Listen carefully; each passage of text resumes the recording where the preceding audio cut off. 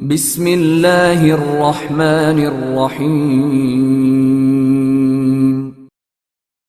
قسط نمبر 2، جب مسلمان سے ٹکرایا۔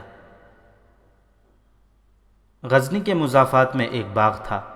باغ کے وسط میں چھوٹا سا ایک مکان تھا جس کی ساخت اور تعمیر بتاتی تھی کہ کسی شہزادے یا کسی امیر و وزیر کا مکان ہے۔ تھوڑا ہی عرصہ پہلے یہاں باغ تھا نہ مکان، ویرانہ تھا۔ اب یہ ویرانہ سبززار بن گیا تھا۔ اس میں رنگ برنگے پھولوں کے تختے تھے۔ راہ جاتے لوگ رک کر دیکھتے اور باغ اور مکان کی دلکشی میں کھو جاتے تھے۔ غزنی کے رہنے والے اس باغ کے ارد گرد گھومتے پھرتے اور اپنے سلطان سبکتگین کے بیٹے محمود کے ذوق کی داد دیتے تھے۔ یہ باغ اور اس میں یہ مکان محمود غزنوی نے اپنے باپ کو بتائے بغیر چند سال پہلے بنوانا شروع کیا تھا۔ اس نے اپنی ماں سے اجازت لے لی تھی۔ محمود اپنے ماں باپ کا بدصورت اور کوتاہ قد لڑکا تھا۔ اس کے بھائی اچھی شکل و صورت کے تھے، لیکن ماں کو سب سے زیادہ پیار محمود سے تھا۔ محمود نے چند سال پہلے جب اسے کہا تھا کہ وہ ایک باغ اور اس باغ میں ایک بہت ہی خوبصورت مکان بنانا چاہتا ہے، تو ماں نے اسے سر سے پاؤں تک دیکھا۔ ماں کی آنکھوں میں آنسو تیرنے لگے۔ میں نے آپ کے دل کو تکلیف پہنچائی ہے مادر محترم، محمود غزنی نے ماں سے کہا۔ میں مکان نہیں بناؤں گا۔ نہیں بیٹا، ماں نے کہا، میں تمہیں خود مکان بنوا دوں گی جس کے ارد گرد باغ ہوگا۔ پھر آپ کی آنکھوں میں آنسو کیوں آ گئے؟ مجھے وہ وقت یاد آ گیا ہے جب تم پیدا بھی نہیں ہوئے تھے، ماں نے کہا۔ ابھی میں تمہارے باپ کی بیوی نہیں بنی تھی، میں ایک شہزادے کی منگیتر تھی، لیکن میرے دل اور میری روح میں تمہارا باپ بس گیا تھا۔ مجھے اپنا منگیتر اس لیے پسند نہیں تھا کہ وہ مجھے اپنے حرم کی زینت بنانا چاہتا تھا۔ مجھے کہا کرتا تھا کہ گھڑ سواری چھوڑ دو۔ میں گہرے دریاؤں میں کودنے اور تیرنے کی شوقین تھی۔ گھڑ سواری اور تیراکی میرے مشاغل میں تھی۔ میں خوبصورت تو تھی، مگر میں نمائش کی چیز نہیں بننا چاہتی تھی۔ میں نے تمہارے باپ سے کہا تھا کہ مجھے وہ خاوند چاہیے جو میرے ساتھ گھوڑا دوڑائے اور جو دریا میں کود جائے۔ میرے عزیز بیٹے، میں حرموں کے بادشاہوں اور عمرا کو بتانا چاہتی تھی کہ مسلمانوں کا زوال اسی روز سے شروع ہو گیا تھا جس روز عورت کو سنگھار اور زیبائش کی زنجیروں میں باندھ کر اسے سفلی جذبات کی تسکین کا ذریعہ بنا لیا گیا تھا۔ میں نے تمہارے باپ سے کہا تھا، سبکتگین، حرم کی عورتوں کے بطن سے جو بچے پیدا ہوتے ہیں وہ عظمت اسلام کے پاسبان نہیں بن سکتے۔ میں اس بچے کو جنم دوں گی جو اسلام کو دور دور تک پھیلائے گا، مگر مبلغ اور عالم بن کر نہیں، مجاہد اور تیغزن بن کر۔ تمہارے باپ نے ہنس کر کہا، میری ماں بھی ایسے ہی خواب دیکھا کرتی تھی، مگر میں غلاموں کی منڈی میں نیلام ہوا تھا۔ میں نے اسے کہا تھا، اسلام کے پاسبان تم جیسے غلام ہوں گے، دولت والے تو اسلام کو ڈبوئیں گے۔ میرا باپ بھی غلاموں کی منڈی میں نیلام ہوا تھا، لیکن غزنی کا سلطان بنا۔ میں نے تمہارے باپ سے کہا تھا کہ میں جس عظیم بچے کے جنم کے خواب دیکھ رہی ہوں وہ بچہ تمہارا ہوگا۔ یہ میرے دل کی نہیں، میری روح کی آواز تھی۔ سبکتگین کے ساتھ میری محبت جسمانی اور جذباتی نہیں تھی، میری روح میں خدا بول رہا تھا۔ خدائے بزرگ و برتر نے اپنی خدائی کا کرشمہ دکھایا۔ میں تمہارے باپ کی بیوی بن گئی۔ تمہارا باپ جو میرے باپ کی طرح غلاموں کی منڈی میں نیلام ہوا تھا، غزنی کی سلطنت کا سلطان اور میرے باپ کا جانشین ہوا۔ پھر خدائے ذوالجلال نے تمہارے باپ کو اشارہ دیا۔ تمہاری پیدائش سے ایک رات پہلے باپ نے یہ خواب دیکھا کہ محل کے ایک کمرے میں ایک درخت اگا جو بڑھتا چلا گیا۔ درخت چھت پھاڑ کر اوپر چلا گیا اور پھیلنے لگا۔ اس نے آدھی دنیا کو اپنے سائے میں لے لیا۔ تمہارا باپ اس خواب سے کچھ پریشان تھا۔ تم پیدا ہوئے تو میں نے تمہارے باپ سے کہا، آپ کے خواب کی تعبیر آپ کے سامنے آ گئی ہے۔ میں نے اس بچے کو جنم دے دیا ہے جو باطل شکن ہوگا۔ آج محرم کی 10ویں ہے، اس اشارے کو سمجھے۔ تم عاشورے کی رات پیدا ہوئے تھے۔ آپ پہلے بھی مجھے یہ کہانی سنا چکی ہیں، محمود غزنوی نے کہا۔ آج آپ نے اتنا زیادہ جذباتی ہو کر وہی بات پھر کیوں بتائی ہے؟ اس لیے کہ تمہارا دل باغوں کی رنگینی اور مہک میں اور مکانوں کی دلکشی میں نہ الجھ جائے۔ ماں نے جواب دیا، اور میرے آنسو اس لیے بہہ نکلے تھے کہ تم شہزادے ہو، مگر تمہاری عمر جنگلوں اور صحراؤں میں، پہاڑوں اور ویرانوں میں باطل کے خلاف لڑتے گزرے گی۔ میں تمہیں یاد دلانا چاہتی ہوں کہ تم محل کے لیے نہیں، میدان عمل کے لیے پیدا ہوئے ہو۔ تم باغ کے لیے جگہ پسند کر لو اور کام شروع کرا دو۔ جب کبھی میدان جنگ سے لوٹو تو 2-4 دن اپنی پسند کے مکان میں رہ لینا۔ محمود غزنوی نے کام شروع کرا دیا۔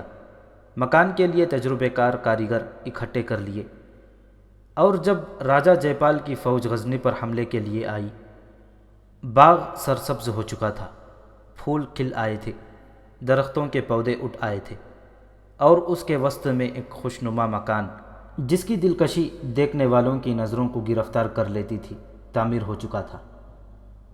پنجاب کے راجہ جے پال نے غزنی پر حملہ کیا تھا، مگر غزنی سے دور ہی لڑائی ہوئی۔ اس کی فوج پسپا کم اور تباہ زیادہ ہوئی تھی۔ مال غنیمت اتنا زیادہ تھا کہ سبکتگین کی فوج کو یہ سامان، خزانہ، گھوڑے، ہاتھی اور اونٹ سمیٹتے 20 دن لگ گئے تھے۔ فتح کا جشن بڑی دھوم سے منایا گیا۔ سبکتگین جب غزنی واپس گیا تو محمود غزنوی نے اسے بتایا کہ اس کا باغ اور مکان مکمل ہو چکے ہیں۔ آپ کو یہ میرا چھوٹا سا مکان بہت پسند آئے گا، محمود غزنوی نے سلطان سبکتگین سے کہا۔ آپ دیکھیں گے۔ سبکتگین کو محمود کی ماں نے بتا دیا تھا کہ اس کا بیٹا غزنی کے مضافات میں اپنے لیے چھوٹا سا ایک مکان بنا رہا ہے۔ سبکتگین اسے چھوٹا سا ہی سمجھ رہا تھا، لیکن محمود کے کہنے پر جب وہ اس کے مکان کو دیکھنے گیا تو ٹھٹک کے رہ گیا۔ یہ مکان نہیں بلکہ چھوٹا سا محل تھا، اور باغ شاہانہ تھا۔ محمود، سلطان سبکتگین نے بیٹے سے کہا، خدا تمہیں یہ محل، یہ باغ اور پھول مبارک کرے۔ تمہارا ذوق عمدہ ہے۔ یہ ایک شہزادے کا ذوق ہے، لیکن تم صرف شہزادے نہیں، اسلام کے شہسوار بھی ہو۔ تم ایک سلطان کے نہیں، اسلام کے بیٹے ہو، اور تم شاید بھول گئے ہو کہ تم ایک غلام کے بیٹے ہو۔ خدا نے مجھے سلطانی عطا کی ہے، لیکن اس کے ساتھ ایک فرض سونپا ہے۔ یہ فرض میری ماں کو اس وقت خوابوں میں اور غیب کے اشاروں کے ذریعے معلوم ہو گیا تھا جب وہ میرے باپ کی ابھی بیوی نہیں بنی تھی۔ مجھے یہ فرض دنیا کی ہر چیز سے زیادہ عزیز ہے۔ میں اسے خدا کی بہت بڑی نعمت سمجھتا ہوں کہ اس مقدس فرض کی ادائیگی مجھے اور میری نسل کو عطا کی گئی ہے۔ میں تمہیں بتا چکا ہوں، اور تمہاری ماں بھی تمہیں بتا چکی ہے، کہ تم نے ایک شہزادے اور ایک عام بچے کے روپ میں جنم نہیں لیا تھا۔ میری ماں کی طرح تمہاری ماں کو بھی اس کی روح نے اشارہ دیا تھا کہ وہ ایک باطل شکن کو جنم دے گی۔ تو آپ یہ کہنا چاہتے ہیں کہ مجھے اتنا خوبصورت مکان نہیں بنانا چاہیے تھا؟ محمود غزنوی نے مایوس ہو کر کہا۔ ضرور بنانا چاہیے تھا، سلطان سبکتگین نے کہا۔ میں تمہیں بتانا یہ چاہتا ہوں کہ کوئی بھی آدمی جس کے پاس دولت ہے ایسا مکان بنا سکتا ہے، لیکن جو فرض تمہیں سونپا گیا ہے وہ ہر کوئی ادا نہیں کر سکتا۔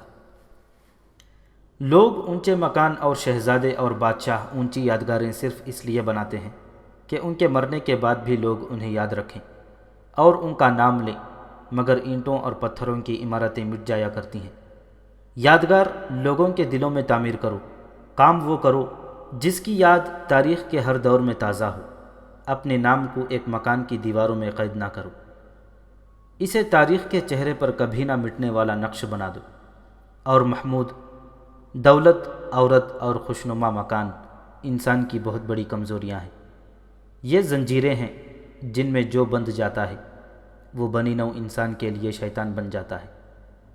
تم جوان ہو محمود، لڑکپن اور جوانی کا یہ سنگم زندگی کا بڑا ہی خطرناک دوراہا ہوتا ہے۔ انسان اپنے سود و زیاں کو کم ہی دھیان میں رکھتا ہے۔ اگر تم اس عمر میں دنیا کی رنگینی کی راہ پر چل پڑے تو واپسی کے تمام راستے بند ہو جائیں گے۔ آپ مجھے اس مکان میں نہیں دیکھیں گے، محمود غزنوی نے کہا۔ میں یہ کبھی بھی نہیں بھولا کہ میں مرد میدان ہوں۔ اگر تم میری زندگی میں کفار سے لڑتے ہوئے شہید ہو گئے تو میں تمہیں اسی مکان میں دفن کروں گا۔ سلطان سبکتگین نے کہا، تمہاری پسند کا یہ مکان، تمہاری روح کی پسند کا یہ مقبرہ ہوگا اور یہ باغ ہمیشہ ہرا بھرا رہے گا۔ سلطان سبکتگین نے ٹھیک کہا تھا۔ آج غزنی کے مضافات میں محمود غزنوی کے اس مکان اور اس باغ کا نام و نشان نہیں ملتا۔ ہندوستان میں اس کے 17 حملوں کے زور سے کفر کے مینار پورے 17 نہیں رہے، متعدد مینار گر کر غائب ہو چکے ہیں، لیکن تاریخ میں محمود غزنوی کا نام روشن مینار کی طرح زندہ و پائندہ ہے۔ محمود غزنوی بت شکن کے نام سے ہمیشہ زندہ ہے۔ راجہ جے پال تھوڑا ہی عرصہ پہلے غزنی کی طرف جاتے ہوئے پشاور سے گزرا تھا، تو اس کی شان اور اس کی جنگی طاقت کو دیکھ کر پہاڑ اور دریا جیسے راستہ دے رہے تھے۔ لوگ ڈر کے مارے دور بھاگ گئے تھے۔ وہی راجہ جے پال شکست کھا کر واپس پشاور میں داخل ہوا تو لوگ دور دور سے دوڑے آئے اور حیرت سے دیکھنے لگے کہ یہ ان کا مہاراجہ ہے یا اس کی بدروح۔ اس کی جنگی طاقت لٹے پٹے قافلے کی طرح چلی آ رہی تھی، گھوڑوں اور ہاتھیوں کے بھی سر جھکے ہوئے تھے۔ اس کی چال بتاتی تھی کہ یہ کسی بھی قدم گر پڑیں گے۔ پشاور میں راجہ کا جو محل تھا، وہاں اس کے استقبال کے لیے نقارے بجے۔ محل کے محافظ تعظیم کے لیے دو رویا کھڑے ہو گئے۔ راجہ نے غصے سے پھٹ کر کہا، بند کرو یہ غل غبارہ۔ اس نے اپنے ساتھ کے کسی آدمی سے کہا، دونوں پنڈتوں کو فوراً حاضر کرو۔ محل کی فضا میں سناٹا طاری ہو گیا۔ وہاں جو انسان تھے وہ تو جیسے مر گئے تھے۔ اس سکوت میں 2-3 آدمیوں کی آوازیں سنائی دے رہی تھیں۔ پنڈت کہاں ہیں؟ پنڈت جی مہاراج کہاں ہیں؟ راجہ اس کیفیت میں محل کے ایک کمرے میں ٹہل رہا تھا کہ غصے سے اس کی سانسیں دھونکنی کی طرح چل رہی تھیں، اور وہ تھوڑے تھوڑے وقفے سے اپنے ہی ہاتھ پر گھونسا مارتا یا اپنی ران پر بڑی زور سے ہاتھ مارتا تھا۔ اسے پتہ نہ چل سکا کہ دونوں پنڈت کمرے میں داخل ہو کر دست بستہ کھڑے ہیں۔ یہ سب سے بڑے پنڈت تھے جو بھٹنڈا میں رہتے تھے۔ اب چونکہ راجہ نے لاہور سے پیش قدمی کی تھی، اس لیے وہ لاہور آ گئے تھے۔ انہوں نے ہی راجہ کو کوچ کا شبھ دن بتایا اور یقین دلایا تھا کہ اسے دنیا کی کوئی طاقت شکست نہیں دے سکتی۔ دونوں پنڈت اس کے ساتھ پشاور تک گئے تھے، اور جب راجہ اپنی فوج کے ساتھ پشاور سے نکلا تھا تو دونوں پنڈت گھنٹیاں بجاتے راستے میں کھڑے تھے۔ ان کے ساتھ 12 کنواریاں تھیں جن کے ہاتھوں میں تشتریاں اور تشتریوں میں اگربتیاں جل رہی تھیں۔ وہ کوئی مذہبی گیت گا رہی تھیں۔ انہوں نے راجہ کے راستے میں پھولوں کی پتیاں بکھری تھیں۔ مہاراج، ایک پنڈت نے کہا، ہم حاضر ہیں۔ راجہ رک گیا۔ اس نے پنڈتوں کو دیکھا۔ اس کی بوڑھی آنکھوں میں قہر اترا ہوا تھا۔ وہ سچ اور جھوٹ کے درمیان معلق ہو کے رہ گیا تھا۔ کیا تم نے جھوٹ بولا تھا یا تمہاری پوتی نے، جسے دیکھ کر تم نے مجھے کوچ کا شبھ دن بتایا تھا؟ راجہ جے پال نے ان سے پوچھا۔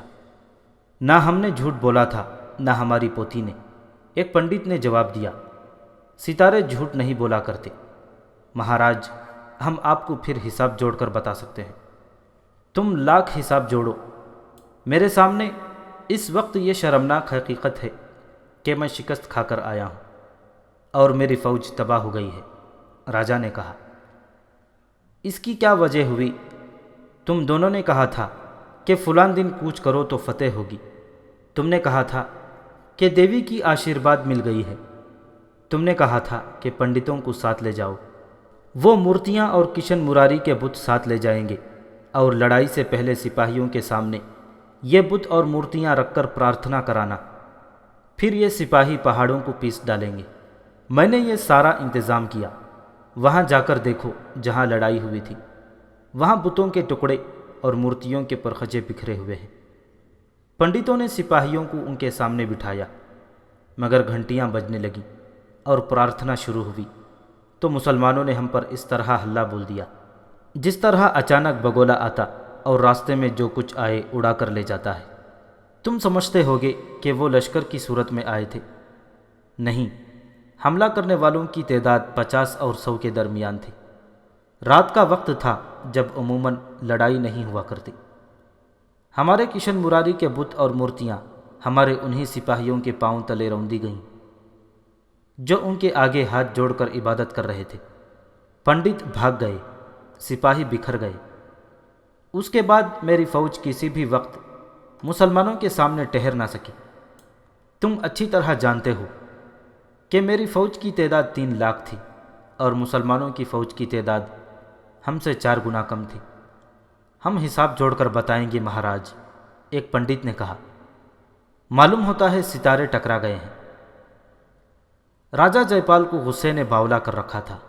ایک طرف پنڈتوں کی پوتھیاں اور ستاروں کا علم تھا، دوسری طرف اس کے سامنے یہ انتہائی تلخ حقیقت تھی کہ وہ کس عزم کے ساتھ 3 لاکھ کا لشکر لے کر غزنی پر قبضہ کرنے اور اس تمام علاقے یعنی آج کے تمام تر افغانستان کو ہندوستان میں شامل کرنے گیا تھا۔ وہ ہندوستان کو مہابھارت بنانے کا خواب دیکھ رہا تھا، مگر وہ اپنی فوج کو سلطان سبکتگین کی فوج کے رحم و کرم پر چھوڑ کر اس کیفیت میں بھاگا کہ پشاور تک اس نے پیچھے مڑ کر نہ دیکھا۔ اس کے لیے یہ صورتحال بہت ہی تکلیف دہ تھی۔ وہ 4-5 ریاستوں کی فوج اپنے ساتھ لے گیا تھا، اسے ان مہاراجوں کا سامنا کرنا تھا۔ ایک صورت اور بھی پیدا ہو گئی تھی۔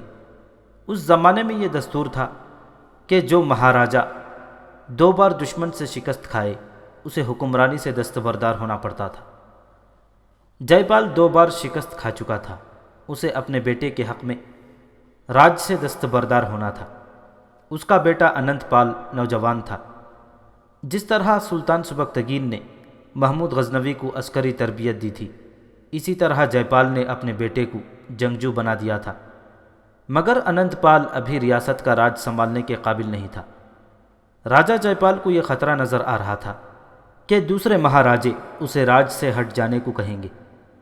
ان مہاراجوں کی بھی فوجیں تباہ ہوئی تھیں۔ ان حالات میں راجہ جے پال کا دماغی توازن قائم نہیں رہا تھا۔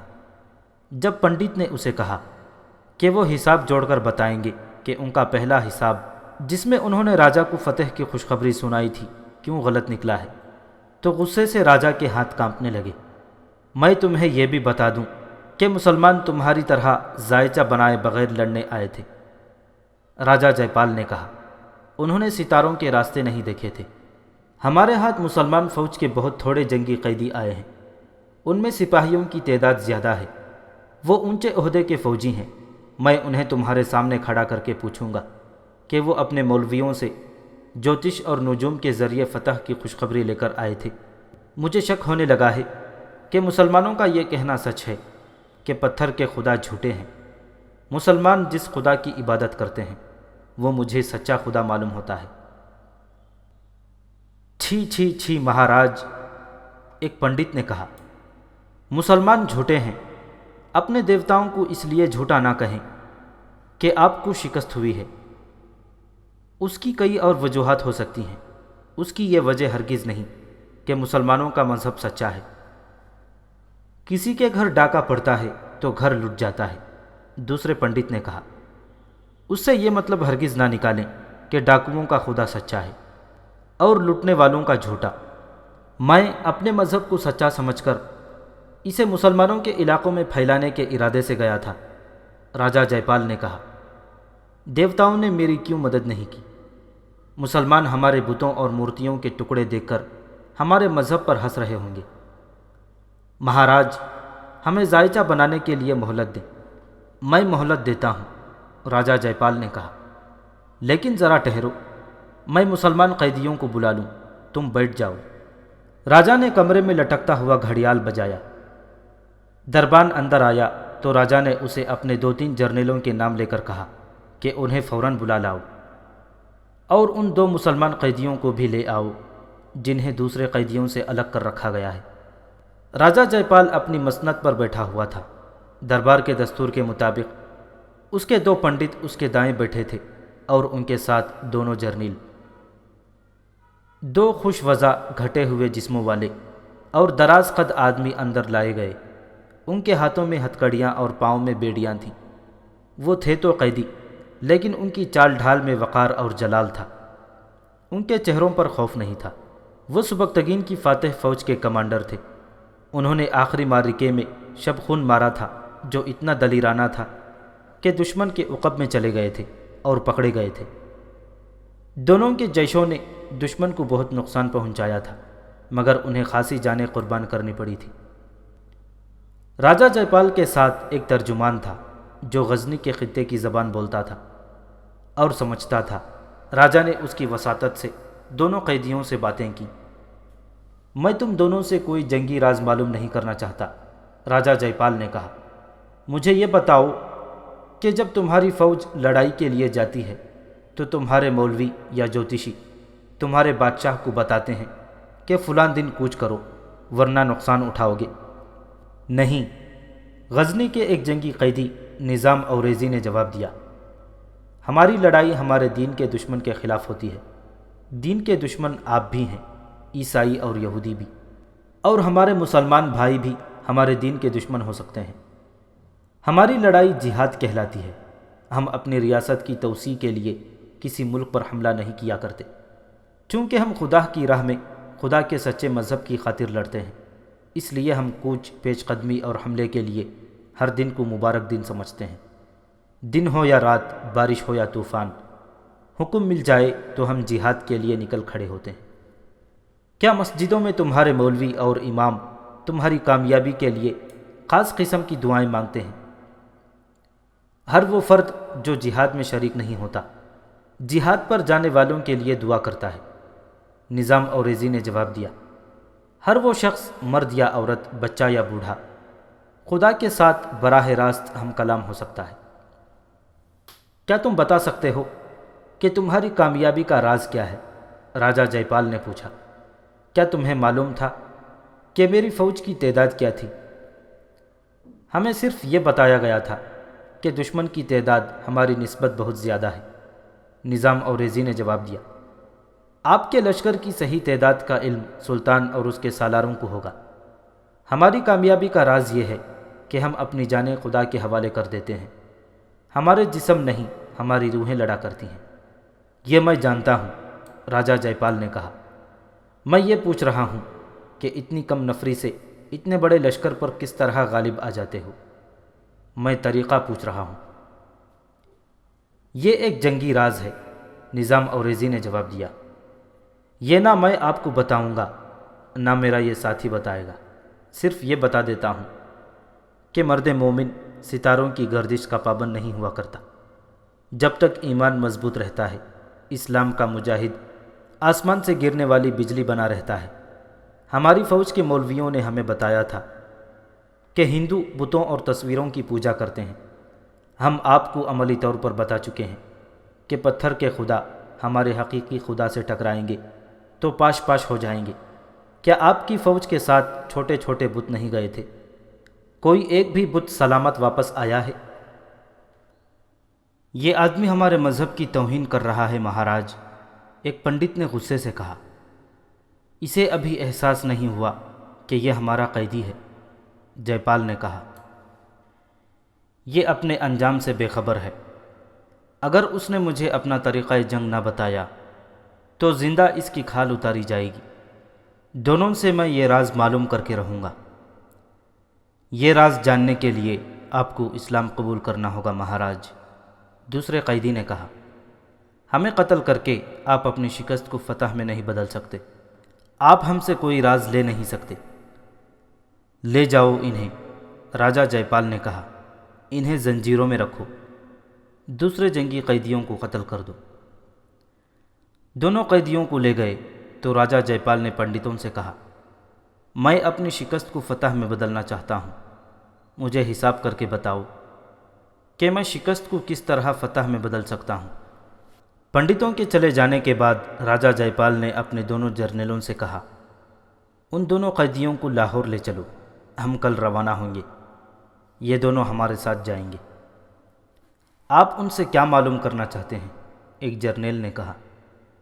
ہماری شکست کی وجہ صاف ہے۔ سبکتگین کو قبل از وقت پتہ چل گیا تھا کہ ہم حملے کے لیے آ رہے ہیں۔ مسلمانوں نے گھات لگائی اور پہلے ہی حملے میں ہماری فوج کا حوصلہ توڑ دیا۔ سبکتگین نے پہاڑیوں میں اپنے دستے گھات میں بٹھا رکھے تھے۔ اس نے شبخونوں اور چھاپوں کی جنگ لڑی ہے۔ وہ تیار تھا اور ہمارے لیے اس کے شبخون غیر متوقع تھے۔ آپ یہ معلوم کریں کہ ہمارے کوچ کی اطلاع غزنی تک کس طرح پہنچی۔ ہماری ریاست میں سبکتگین کے جاسوس موجود ہیں، انہیں ڈھونڈنے کی کوشش کریں۔ راجہ جے پال بوڑھا بھی ہو گیا تھا۔ شکست نے اس کے دماغ پر ایسا اثر کیا تھا کہ وہ اس کے سوا کچھ اور سننے کے لیے آمادہ ہی نہیں ہوتا تھا کہ اس کی شکست کا راز کچھ اور ہے۔ اب نظام اوریزی نے اسے کہہ دیا کہ وہ جان دے دے گا، یہ راز نہیں بتائے گا، تو اس کے دماغ میں یہی گانٹھ پڑی رہی کہ یہ راز معلوم کر کے رہے گا۔ لاہور کے سب سے بڑے مندر میں پنڈت کئی ہاتھوں والی دیوی کے بت کے آگے لوبان اور بتیاں جلائے کچھ پڑھ رہے تھے۔ مندر کو صاف کیا گیا تھا، اندر اور باہر سے سجایا بھی گیا تھا۔ مندر میں عام لوگوں کا داخلہ بند تھا۔ اندر صرف 20-25 نوجوان لڑکیاں ہاتھوں میں پھولوں کی ٹوکریاں اٹھائے کھڑی تھیں۔ ان میں ایک سے ایک بڑھ کر خوبصورت تھی۔ وہ مندر کے دروازے کے سامنے 2 قطاروں میں کھڑی تھیں۔ وہاں فوج کے چند ایک افسر بھی گھوم پھر رہے تھے۔ باہر سے شور اٹھا، مہاراج کی سواری آ رہی ہے۔ ہڑبونگ مچ گئی۔ راجہ جے پال لڑکیوں کی دونوں قطاروں کے قریب پہنچا تو لڑکیوں نے اس کے راستے میں پھول پھینکنے شروع کر دیے۔ راجہ قطاروں کے درمیان سے گزرا تو لڑکیوں نے اس پر پھولوں کی پتیاں پھینکی۔ وہ پھولوں کو رونتا پھولوں کی بارش میں گزرتا مندر میں داخل ہو گیا، جہاں پنڈت جنتر منتر پڑھ رہے تھے۔ ایک پنڈت نے اس کے ماتھے پر تلک لگایا، ایک پنڈت شنکھ اور دوسرا گھنٹی بجانے لگا۔ راجہ جے پال نے کئی ہاتھوں کی دیوی کے بت کے پاؤں چھو کر ہاتھ اپنی آنکھوں اور ماتھے سے لگائے، پھر ہاتھ جوڑ کر قسم کھائی کہ میں شکست کا انتقام لوں گا، ہندو مت کو دور دور تک پھیلاؤں گا۔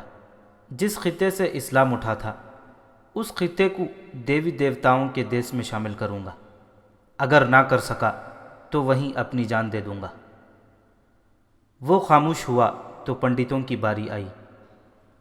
انہوں نے اپنی زبان میں بت سے بہت کچھ کہا۔ گھنٹیاں اور شنکھ بجتے رہے۔ عین اس وقت بڑی زور کی گرج سنائی دی۔ باہر سورج کی روشنی ماند پڑ گئی۔ گرج ایک بار پھر سنائی دی۔ پنڈتوں نے ایک دوسرے کی طرف دیکھا۔ بوڑھے راجہ جے پال نے انہیں دیکھا۔ گرج سنی تو اس کے چہرے پر خوف کے آثار نمودار ہوئے۔ پنڈت اور زیادہ بلند آواز سے بت کے آگے گڑ گڑانے لگے۔ باہر دھوپ بالکل ختم ہو گئی۔ مندر کے اندر بھی نیم تاریکی چھا گئی۔ اس کے ساتھ ہی باہر چیخیں سنائی دینے لگی۔ مہاراج! بڑے پنڈت نے راجہ جے پال کے آگے گھٹنے ٹیک دیے اور ہاتھ جوڑ کر گھبراہٹ کے لہجے میں کہا، دیوتا سخت ناراض ہے۔ غزنی کے میدان جنگ میں بتوں کی جو توہین ہوئی ہے اسے دیوتا بخشیں گے نہیں۔ آسمان سے اتنی زور کا دھماکہ ہوا کہ مندر لرز گیا، بت ڈول گیا۔ پنڈت جی مہاراج! راجہ جے پال نے کانپتی ہوئی آواز میں چلا کر کہا، دیوتا کیا مانگتے ہیں؟ کتنی قربانی مانگتے ہیں؟ کتنے انسانوں کی جان مانگتے ہیں؟ میں اتنے ہی انسانوں کی قربانی دوں گا۔ اس وقت راجہ جے پال پنڈتوں اور بتوں پر آسمان کی کڑک، گرج اور چیخوں کا خوف طاری تھا۔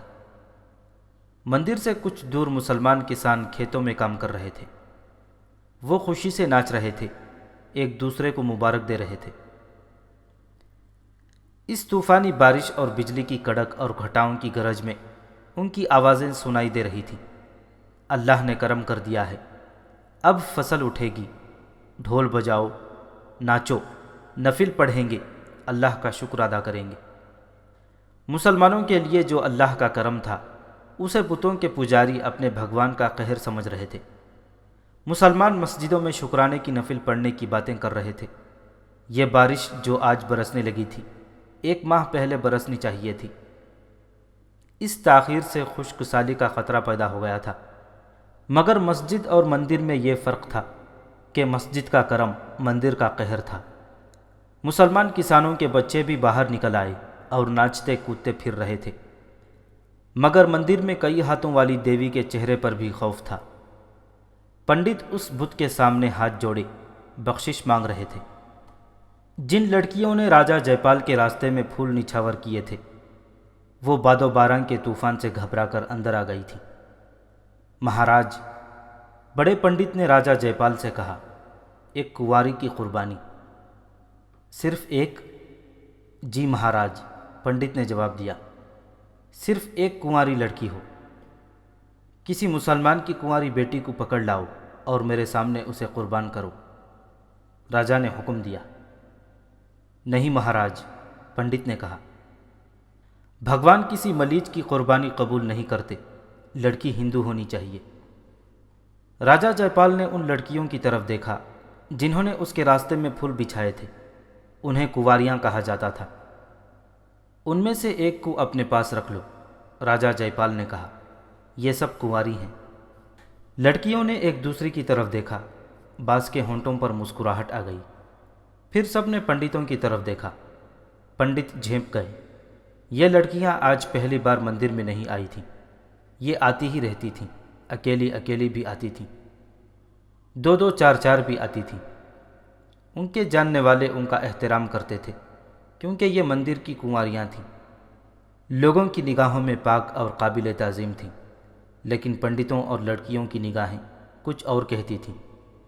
پنڈت لڑکیوں کی نگاہوں کا سامنا کرنے سے گھبرا رہے تھے۔ راجا جے پال نے ایک لڑکی کو جو سب سے زیادہ حسین اور نوجوان تھی بازو سے پکڑا اور پنڈت سے کہا، اس کی قربانی دے دو۔ میں آپ کے قدموں میں جان دینے کو تیار ہوں، لڑکی نے کہا۔ میں اپنے ہاتھ سے اپنی گردن کاٹ دوں گی، لیکن مہاراج، میں کنواری نہیں ہوں۔ تمہاری شادی ہو چکی ہے تو مندر میں کیوں آئی ہو؟ راجا نے پوچھا۔ میں کسی کی بیوی نہیں، لڑکی نے کہا، میں مندر کی داسی ہوں۔ پنڈت جی مہاراج، مجھے قربانی کے لیے خاص رنگ، عمر اور شکل و صورت کی کنواری کی ضرورت ہے۔ بڑے پنڈت نے لڑکی کی بات پوری نہ ہونے دی اور بولا، ان میں سے کوئی بھی لڑکی قربانی کے قابل نہیں، ہم خود تلاش کر لیں گے، آپ فکر نہ کریں۔ ہم لڑکی کو پورے چاند کی رات سے لے کر اگلے پورے چاند کی رات تک اپنے پاس رکھیں گے، اسے خاص قسم کی غذا دیں گے، اسے خاص پانی سے غسل دیں گے، وہ اپنی زبان سے بولے گی کہ مجھے قربان کر دو، وہ آپ کو آشیرواد دے گی۔ اسے اس مندر میں نہیں، کسی خاص علاقے میں لے جا کر قربان کیا جائے گا۔ یہ کام بہت جلدی ہونا چاہیے، راجا جے پال نے کہا۔ آپ نے قربانی دینے کا ارادہ کیا ہے تو دیوتاؤں کا قہر اسی سے رک گیا ہے، بڑے پنڈت نے کہا۔ آپ سن نہیں رہے کہ آسمان کی گرج دھیمی ہو گئی ہے، طوفان کا زور تھم گیا ہے مہاراج۔ راجا جے پال مندر سے نکل گیا، لڑکیوں کے چہروں پر خوف طاری ہو گیا تھا۔ انہیں ڈر لگ رہا تھا کہ ان میں سے کسی کو قربان کر دیا جائے گا۔ آج تم سب سمجھ گئی ہوگی کہ ہم نے تمہیں کنوارا کیوں رہنے نہیں دیا، بڑے پنڈت نے لڑکیوں سے کہا، ورنہ آج تم میں سے ایک لڑکی کی گردن کٹ جاتی یا اسے زندہ جلا دیا جاتا، پھر باری باری سب کو قربان کر دیا جاتا۔ پنڈت کے لہجے میں سنجیدگی تھی، جیسے وہ کوئی مذہبی بات کر رہا ہو۔ تم اپنے اپنے جسم کی قربانی دے چکی ہو۔ راجا جے پال کی سواری برستی بارش میں چلی گئی، اس کے فوجی افسر اور محافظ بھی چلے گئے۔ مندر میں لڑکیاں اور پنڈت رہ گئے۔ پنڈتوں نے لڑکیوں سے کہا کہ وہ پچھلے کمرے میں چلی جائیں۔ وہ چلی گئیں تو پنڈت بھی ان کے پیچھے چلے گئے۔ جس وقت راجا جے پال مندر میں پہنچا تھا، اس وقت غزنی کے دونوں قیدی نظام اوریزی اور اس کا ساتھی قاسم بلخی ہتکڑیوں اور بیڑیوں میں بندھے ہوئے راج محل میں لائے گئے تھے۔ انہیں لانے کا حکم راجا جے پال نے دیا تھا۔ دونوں کو راجا کے انتظار میں تنگ سے ایک کمرے میں بٹھا دیا گیا تھا۔ راجا نے یہ حکم بھی دیا تھا کہ انہیں قید خانے کے گھٹیا کھانے کے بجائے راج محل کا اچھا کھانا دیا جائے۔ راجا انہیں خوش کر کے ان سے وہ جنگی راز معلوم کرنا چاہتا تھا جو انہوں نے اسے چھپا لیا تھا، حالانکہ ان کے پاس ایسا کوئی راز نہیں تھا۔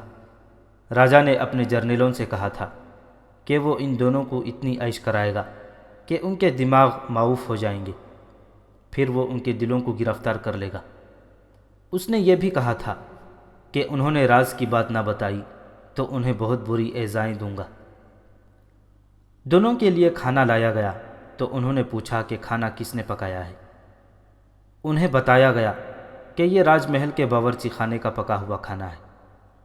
انہوں نے کھانے سے انکار کر دیا اور کہا کہ انہیں کسی مسلمان کے ہاتھ کا پکا ہوا کھانا دیا جائے، خواہ وہ کتنا ہی گھٹیا کیوں نہ ہو، اور کھانا کوئی مسلمان لائے۔ چونکہ راجا نے حکم دیا تھا کہ ان دونوں قیدیوں کی خاطر تواضع کی جائے، اس لیے ہندو باورچی کے ہاتھ کا کھانا واپس کر دیا گیا۔ کچھ دیر بعد ایک مسلمان ملازم کھانا اٹھائے ہوئے آیا۔ قیدیوں نے یقین کر لیا کہ یہ ملازم واقعی مسلمان ہے۔ وہ جب کھانا کھانے لگے تو ان کے ساتھ جو سپاہی آئے تھے وہ کمرے سے نکل گئے۔ قیدی زنجیروں میں تھے، اس لیے ان کے بھاگنے کا کوئی خطرہ نہیں تھا۔ مسلمان ملازم ان کے پاس بیٹھا رہا۔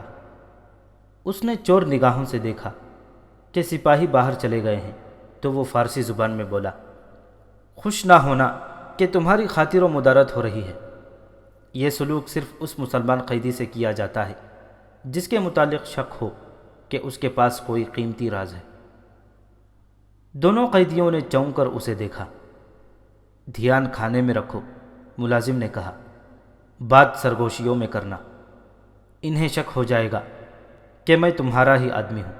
اگر تمہارے پاس کوئی راز ہے تو انہیں نہ بتانا، لیکن انہیں دھوکے میں رکھنا، ورنہ یہ تمہیں ایسے جہنم میں پھینک دیں گے جہاں ہر روز مرو گے اور ہر رات جیو گے۔ انہیں ایسا دھوکہ دیتے رہو کہ تمہاری زنجیریں کھول دیں، میں تمہیں فرار کراؤں گا۔ کسی لالچ میں نہ آنا۔ اس وقت بارش، بجلی کی کڑک اور تیز جھڑک کے چیخوں کی وجہ سے ان کی باتیں کوئی اور سن نہیں سکتا تھا، لیکن بارش کا زور ٹوٹتے ہی راجا جے پال آ گیا اور اسے بتایا گیا کہ غزنی کے دونوں قیدی آ گئے ہیں۔ راجا نے انہیں اندر بلا لیا۔ میں تم سے وہ راز معلوم کرنا چاہتا ہوں، راجا نے کہا۔ ہم ہارنے کے عادی نہیں، نظام اوریزی نے کہا۔ خدا کے سوا ہم کسی کے سامنے نہیں جھکا کرتے، اور ہم آپ پر اعتبار نہیں کر سکتے، کیونکہ آپ اور آپ کی قوم مسلمان کو دھوکہ دینے اور وعدہ توڑنے کو نیکی سمجھتی ہے۔ اگر ہم زنجیروں میں بندھے ہوئے آپ کو راز کی باتیں بتا دیں تو اس کا مطلب یہ ہوگا کہ ہم قید کی اذیت سے بچنے کے لیے اپنی قوم کے ساتھ غداری کر رہے ہیں۔ قیدی کی حیثیت سے ہم اپنی زبانیں نہیں کھولیں گے، تو کیا میں تمہیں اپنا مہمان بنا کے رکھوں؟ جو کچھ بھی بنا کر رکھیں، ہم قیدی رہ کر آپ کو اپنا دوست نہیں سمجھ سکتے۔ قاسم بلقی نے کہا، آپ ہمارے امراء اور ان کے محافظ دستے کو قید میں مار چکے ہیں۔ آپ نے ہمارے سلطان کے ساتھ وعدہ خلافی کی ہے۔ آپ ہم سے اپنے کام کی بات پوچھ کر ہمارا بھی وہی حشر کریں گے جو آپ ہمارے امراء اور ان کے محافظوں کا کر چکے ہیں۔ ہم آپ کو یقین دلاتے ہیں کہ آپ اس سے زیادہ لشکر لے کر جائیں، آپ کا انجام وہی ہوگا جو ہو چکا ہے۔ صرف ہم آپ کو بتا سکتے ہیں کہ آپ بہت تھوڑی فوج سے ہماری فوج کو کس طرح شکست دے سکتے ہیں۔ میں تمہاری زنجیریں کھول دوں گا، راجا جے پال نے کہا، اور تمہیں قید خانے میں نہیں رکھوں گا۔ اور جب ہم آپ کو راز کی بات بتا دیں گے تو آپ ہمیں رہا کر دیں گے۔ نظام اوریزی نے پوچھا، آپ ہمیں غزنی تک جانے کے لیے سواری دیں گے؟ جو مانگو گے دوں گا۔ ہم چند دن سوچیں گے اور آپ کا رویہ دیکھیں گے، نظام اوریزی نے کہا۔ قید خانے کے سوا ہمیں آپ جہاں جی چاہیں رکھیں، ہم یہاں سے بھاگ کر جائیں گے کہاں؟ اور یہ بھی خیال رکھیں کہ ہم مسلمانوں کے ہاتھوں کا پکا ہوا کھانا کھائیں گے۔ آج بھی ہمارے کہنے پر ایک مسلمان ملازم کھانا لایا تھا۔ شکست کے مارے ہوئے راجا جے پال نے ان کی شرط قبول کر لی اور ان کی ہتھکڑیاں اور بیڑیاں کھلوا دیں اور حکم دیا کہ انہیں وہی مسلمان ملازم دے دیا جائے جس نے آج انہیں کھانا کھلایا تھا۔ انہیں الگ الگ 2 کمروں میں بھیج دیا گیا جہاں ان کے لیے ہر قسم کی آسائش اور سہولت مہیا کی گئی، لیکن دونوں قیدیوں کو یہ معلوم نہیں تھا کہ ان کے کمروں کے ارد گرد پہرے کا انتظام کر دیا گیا ہے۔